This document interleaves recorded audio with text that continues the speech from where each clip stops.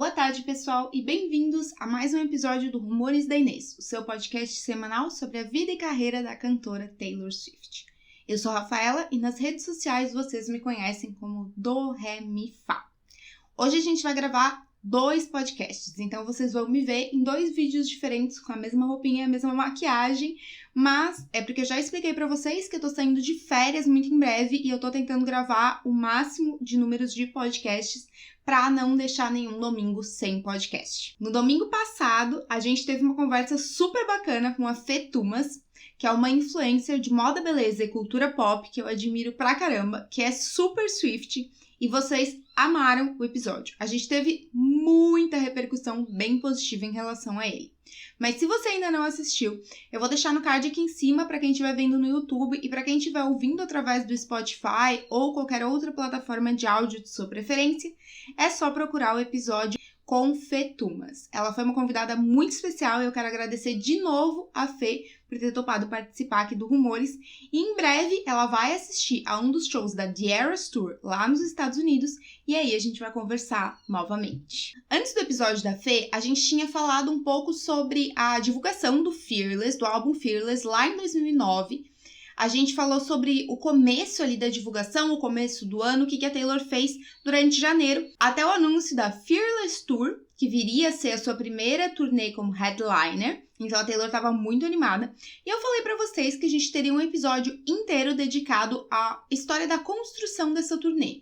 Então hoje, esse é o episódio. Hoje a gente vai falar sobre a construção da Fearless Tour. Botei meus óculos para parecer mais inteligente. Bom, boa parte do material que eu vou comentar aqui vocês conseguem assistir através do Journey to Fearless, que é aquele documentário que foi feito e lançado em 2010, depois da finalização da Fearless Tour, e que hoje em dia está disponível no YouTube. Inclusive, tem uma versão do YouTube que ela tá legendada inteira em português, que fui eu mesma que legendei. Então, antes do TikTok, antes do Rumores da Inês, antes de qualquer coisa, eu já gostava de legendar as coisas da Taylor, então esse é um que o YouTube permite que esteja online, mas de todo modo aqui, é claro, eu vou adicionar vários detalhes.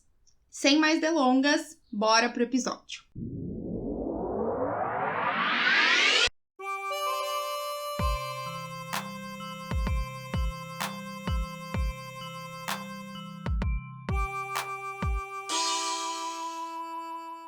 A Taylor nos fala sobre a inspiração por trás da Fearless Tour como baseada em todas as coisas que fascinaram ela durante a vida até aquele momento. Trocas de roupas constantes, glitter, brilhos, surpresas para os fãs. E ela fala que ela estava planejando essa turnê em detalhes na mente dela desde que ela tinha 4 anos de idade, em que ela começou a pensar em ser uma cantora, que ela começou a pensar em talvez ser famosa. O desafio agora era ver o que estava na cabeça dela e poderia ser feito e o que precisaria ser deixado de lado, que era realmente só uma grande fantasia. Foi desse ponto de partida que ela começou a criar a imagem mental do que ela estava esperando para o que viria a ser, então, a primeira turnê dela como headliner.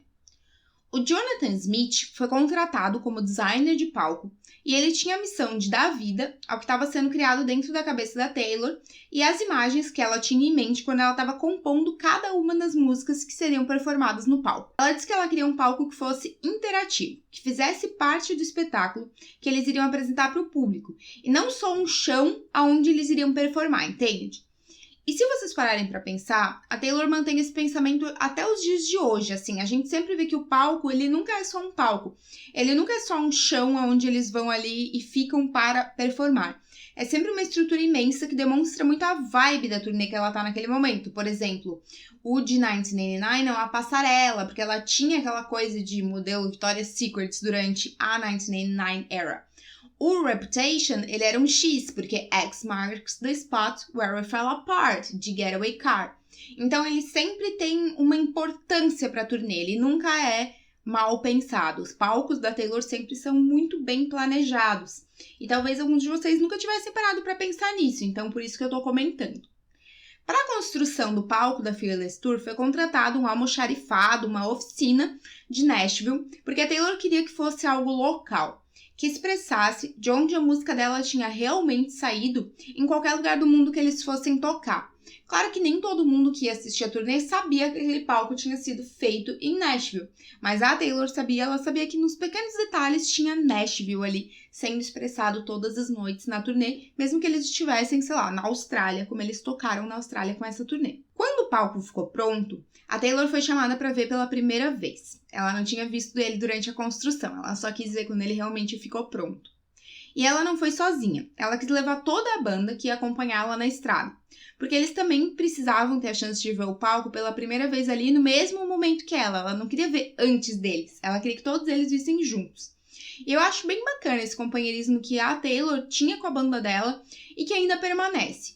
Hoje em dia, claro, a gente vê muito menos dos backstages das turnês, mas o pouco que a gente vê é que eles conseguem manter essa energia. Tem alguns vídeos de backstage da Reputation Stadium Tour que a Taylor postava no Instagram e que ainda tá disponível lá nos destaques do Instagram dela para quem quiser ir olhar. Demonstra isso, ela sempre tá perto da banda, eles têm uma comunicação maravilhosa. Eles têm uma facilidade em se comunicar com ela, eles têm uma proximidade de família mesmo, de amigo e de família. Tanto que, assim que ela sai do palco, na Reputation Stadium Tour, que dá pra ver durante os créditos, que tá na Netflix, ela não pega um carrinho sozinha e vai. Não, ela vai com uma das backing vocals, sabe? Ela não é assim a estrela e a banda é separada dela. Não, eles realmente são uma família. E aí esse momento da Taylor ir conhecer o palco do Journey to Fearless, ele é bem famoso na internet, porque é a hora que ela fala assim, esse palco é tão alto que eu poderia cair daqui e morrer. O que é ótimo.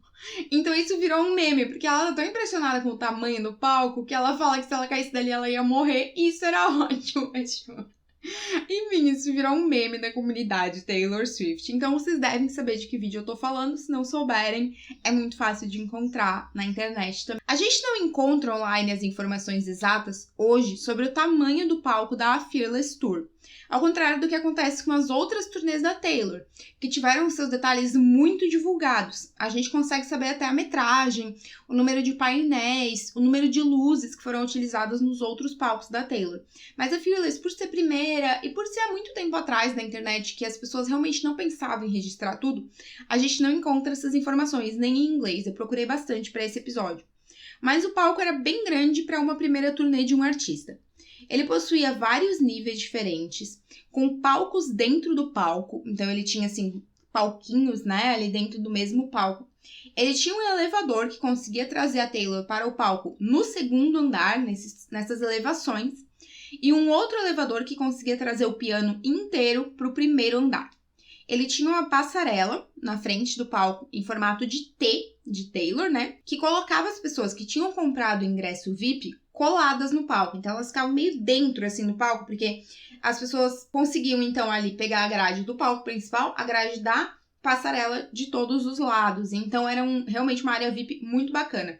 Isso também acontecia no X ali da Reputation, né? Tinha aquelas áreas ali que eram pessoas que eram selecionadas pela mãe da Taylor para ficarem ali na Pit Area, na Snake Area. Então, a gente encontra essas informações na internet e a primeira turnê da Taylor já tinha esse espaço ali VIP. Além disso, o palco tinha várias escadas, sendo uma maior de todas que ficava bem no centro, e eles tinham uma estrutura que imitava um castelo de conto de fadas e uma sacada de um castelo de conto de fadas, fazendo uma clara alusão, então, ao single de maior sucesso da Taylor até então e até aquele momento o único single do álbum Fearless, que era Love Story. Eu já expliquei para vocês no outro episódio sobre Fearless que o single de Love Story ele teve uma gigante longevidade, que ele passou praticamente toda a turnê do Fearless sendo o único single do álbum. Então, nesse momento, ele era o único single do álbum. O palco ele foi criado para servir como uma parede de projeção. Ele mudava de cor, de textura, de imagem a cada música, virando, por exemplo, uma biblioteca quando a Taylor queria cantar sobre o high school dela, um castelo quando ela cantava sobre Love Story e um espaço de entrevistas durante o Forever and Always. Durante a construção da turnê, a Taylor decidiu que ela queria ter dançarinos com ela no palco. O que hoje em dia é muito óbvio pra gente, mas não era óbvio na época. Aliás, nada disso aqui era óbvio na época para uma cantora de country. As pessoas achavam que a Taylor, quando ela anunciou que ela ia sair em turnê, que ela ia entrar no palco de jeans, camiseta e chapéu de cowboy, e que ela ia fazer o show inteiro com o violão, talvez em alguns pontos sentar no piano, porque as pessoas sabiam que ela sabia tocar piano, e aí ela ia sair. Ninguém achava que uma artista country ia sair em uma turnê mundial com um palco em formato de castelo, 1 milhão de trocas de roupa e ainda por cima dançarinos. Isso era uma coisa que a Britney Spears fazia, isso era coisa de diva pop. E a Taylor Swift não era uma diva pop, né? Mas ela queria dançarinos. A Taylor disse que o objetivo de ter os dançarinos não era transformar o show em um show de dança, nem ao menos ter um grande número de cenas que fossem de dança, mas sim porque ela queria conseguir contar as histórias da turnê utilizando outras pessoas além dela no palco, para que ela não ficasse sozinha. Então ela começou o processo de audição para os dançarinos que não precisavam ser dançarinos. Ela fez esse processo de audição lá em Nashville e qualquer pessoa que quisesse dançar em uma turnê podia ir lá e fazer a audição. É óbvio que também dançarinos profissionais foram lá e fizeram a audição. Mas se você que tá em casa não dança, quisesse tentar ir dançar na Fearless Tour, você podia ir. E, inclusive, pessoas que não eram dançarinos profissionais também foram contratadas no fim das contas. Junto, é claro, com dançarinos profissionais, inclusive 2 que são bailarinos, né, de balé clássico profissional. Mas eu achei legal, assim, como ela abriu para qualquer pessoa que queira participar. Chega aí, você pode auditar e a gente pode te escolher ou não. O Robert Royston, ele era o coreógrafo contratado pela Taylor na primeira turnê. Ele testava os dançarinos em uma audição de 2 dias. E então, no terceiro dia, a Taylor chegou e foi ela quem deu o veredito final de quem ia com ela em tour. Ela não falou para essas pessoas quem tinham sido escolhidas e ela chamou esses 6 participantes, sem eles saberem que eram só 6, eles achavam que era mais um monte de gente, para ir de noite lá nesse warehouse, que era onde o palco tinha sido construído e onde o palco estava. E aí, quando essas pessoas chegaram lá, elas acharam que elas iam ter que fazer uma audição a mais ali no palco, para demonstrar as habilidades delas no palco. Mas aí a Taylor falou, não, bem-vindos à turnê, é vocês que eu quero levar comigo. E essa cena é muito legal, esse momento é muito bacana, porque a Taylor inclusive liga pra mãe de um dos caras pra dizer assim, oi, tudo bem? Aqui é a Taylor Swift, eu vou levar o seu filho numa turnê esse verão. Então ele já mostra como ela tava super acolhedora com essas pessoas. Então, com os dançarinos escolhidos, eles começaram finalmente a ensaiar para a turnê. Se vocês pensarem comigo, tudo estava acontecendo muito rápido, porque a Taylor tinha anunciado a turnê em 29 de janeiro e eles saíram em turnê em 23 de abril. Nesse meio tempo, a Taylor ainda quis finalizar o high school, porque ela disse que ela só poderia sair numa turnê quando ela estivesse oficialmente formada e livre da escola. Eles ensaiaram para a turnê por apenas 1 mês. O que eu sei que parece bastante, mas normalmente eles usam 2 meses para ensaiar com pessoas que já estiveram na estrada com a Taylor por anos, que conhecem muito bem as músicas, que estão acostumadas com o palco. E aqui era a primeira vez de tudo e eles tinham só 1 mês de ensaio, então foi bem correria, era bem exaustivo para todos eles. Além da banda e dos dançarinos, a Fearless Tour contava com cerca de 150 funcionários fixos que viajaram pelo mundo todo com a Taylor. Mundo todo não, porque não teve Brasil. Aquelas, né? Bem revoltadas. Pessoas que cuidavam de tudo. Das luzes, da mixagem, das roupas, do som, da montagem de palco, da segurança, do transporte, de preparar instrumento, de preparar alimento, de cuidar do visual de cada um e tudo mais. É uma responsabilidade bem grande para uma menina de 19 anos que acabou de se formar na escola contratar 150 pessoas de uma vez e dizer, oi, vocês vão passar meses longe de casa. E a Taylor tinha plena consciência disso. Ela não achava, assim, que era super fácil. Ela estava super ciente da responsabilidade de ter essas pessoas com ela no palco e por trás do palco todas as noites. O show acabou ficando com 2 horas de duração e a turnê realizou 118 shows ao longo de 15 meses de estrada, com algumas pausas para promover single, para ir em awards, para descansar e, claro, para compor o que viria a ser o Speak Now, o terceiro álbum de estúdio. A setlist do show mudava às vezes, mas de modo geral ela funcionava da seguinte maneira. You Belong With Me abria o show, isso era fixo, todas as noites era com You Belong With Me que ela abria. Our Song, que naquela época era uma das músicas mais famosas da Taylor, as pessoas eram apaixonadas por Our Song, eu sei que são até hoje. Tell Me Why, Teardrops on My Guitar, que ela já tocava ali no cenário de biblioteca, essa cena também é famosa, que tem o dançarino que interpreta o Drew ali no palco, com a menina e tal. Eu adoro essa cena. Fearless, óbvio, ela não ia deixar de tocar Fearless, que é a música título do álbum. Forever and Always, que era aquela cena que vocês adoram, que vocês conhecem, em que começa uma entrevista dela com uma mulher. A mulher pergunta, Você não tem medo de namorar caras a partir de aqui porque eles não vão querer namorar com você pra você não ir lá e escrever uma música sobre eles? E aí a Taylor responde, eu acho que se os caras não quisessem que eu escrevesse músicas falando mal deles, eles não deveriam fazer coisas ruins. E aí essa intro tem exatamente 27 segundos, que é o tempo que demorou a ligação do Joe Jonas pra Taylor, terminando com ela por telefone. Então, Forever and Always era um momento bem marcante, ela tava de vestido vermelho, então era um drama. Hey Stephen, que é a minha música favorita do Fearless, então amo que ela incluía Hey Stephen ali. 15, que era um momento bem emocionante, normalmente a Abigail tava na plateia, a Abigail é pra quem a Taylor escreveu 15, então é legal. Tim McGraw, que é o single que lançou a Taylor pro mundo, e ela sempre falava sobre isso, essa é a primeira música que vocês já ouviram de mim, etc. White Horse, que viria a ser o segundo single do Fearless, que era uma música um pouco mais triste. Love Story, que era o ápice do show, é o momento que a Taylor aparecia vestida de princesa, aquele vestido vermelho gigantesco, o palco virava um castelo, então era o momento que todo mundo tava esperando. The Way I Loved You, You're Not Sorry, Picture to Burn, que eu amo de paixão, amo Picture to Burn, porque eu sou da roça, né, gente, vocês sabem, na veia eu sou da roça, então eu sou muito apaixonada pelo sotaque da Taylor aqui, pela raiva caipira dela, assim, ó, eu amo essa mulher quando ela tá com essa raiva. I'm Only Me When I'm With You, e aí o show terminava sempre, também era fixo, com Should Have Said No. Should Have Said No realmente encerrava com ela se molhando naquela chuva artificial, todo aquele dramalhão que a gente ama e que vocês conhecem muito bem, porque essa performance também é bem famosa. E a Taylor, inclusive, repetia em algumas noites de awards. Eu sei que ela apresentou isso no Country Music Awards. Então, assim, ela adorava fazer esse dramalhão, ela adorava se molhar ali no final, ela adorava molhar os cabelos, jogar.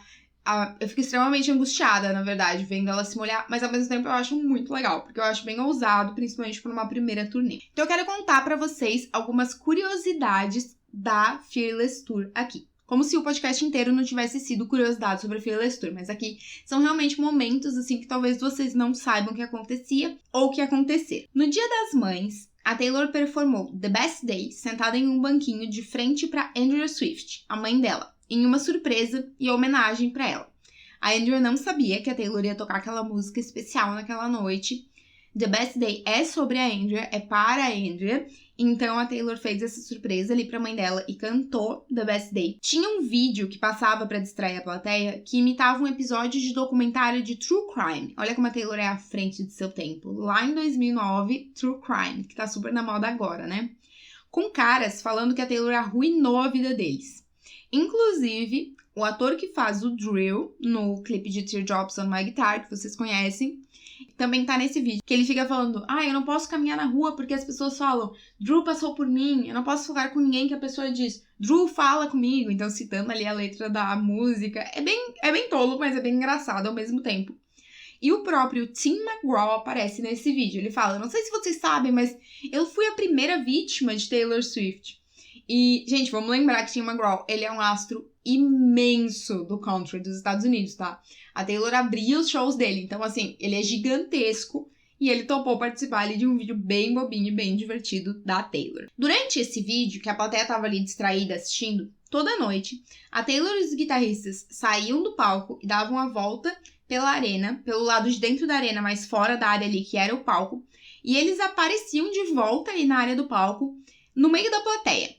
Em algum ponto, assim, que não era pré-planejado, as pessoas não sabiam que era ali que ela ia aparecer. Ela podia aparecer em qualquer parte da arena. E aí ela aparecia e ela performava ali, grudadinha na plateia, a música Hey Stephen.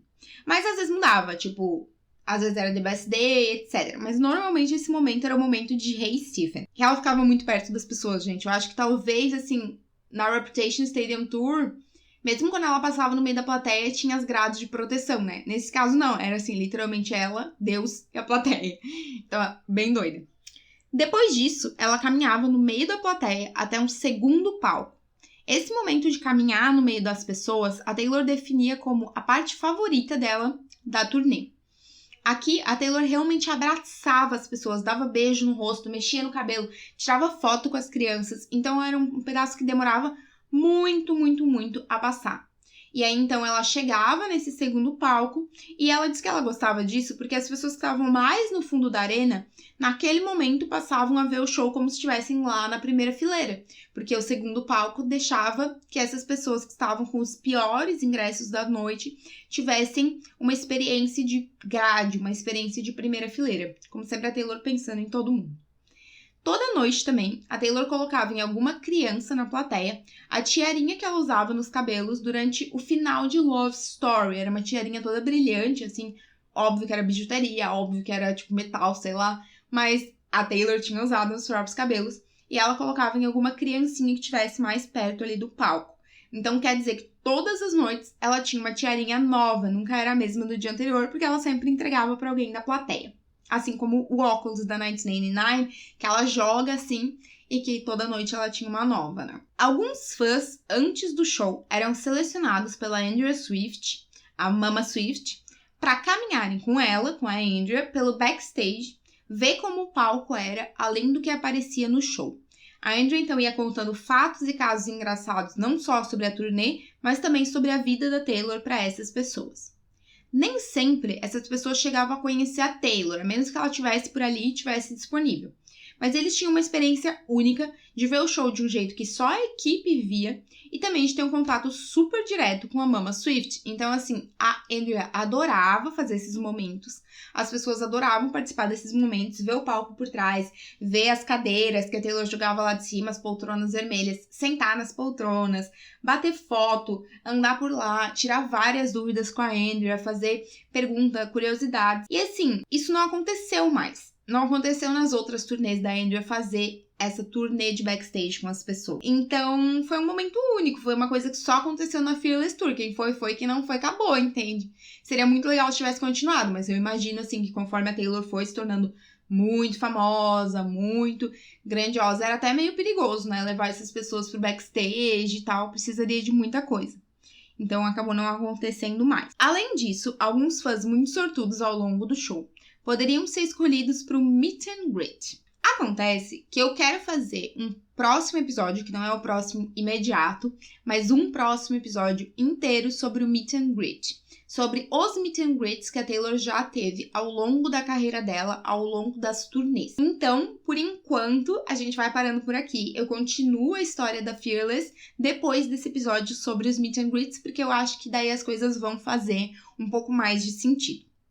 Então, a partir daqui, contando com esse de hoje, eu vou gravar mais um e eu tenho mais um episódio guardado para vocês. A minha ideia é produzir até o final dessa semana 4 episódios. Isso para vocês não ficarem sem episódios durante as minhas férias, que vão ser durante a primeira semana de fevereiro, mas vai pegar 2 domingos, então eu quero garantir que tem episódios nesses períodos. Depois a gente volta à programação normal. Então, assim, se eu falar alguma informação que, já foi visto que não é isso, ou a Taylor lançar alguma coisa, a Taylor falar alguma coisa, saibam que aqui pelo podcast eu não vou conseguir atualizar vocês assim super rápido, porque esses episódios estão sendo pré-gravados para vocês não ficarem sem episódios. Eu quero dar um recadinho aqui no final aos meus apoiadores lá do Apoia-se, que eu cancelei a campanha, porque eu consegui fazer a compra do celular, como vocês sabem, então aquela campanha era para compra de um celular e um microfone, então por enquanto eu cancelei.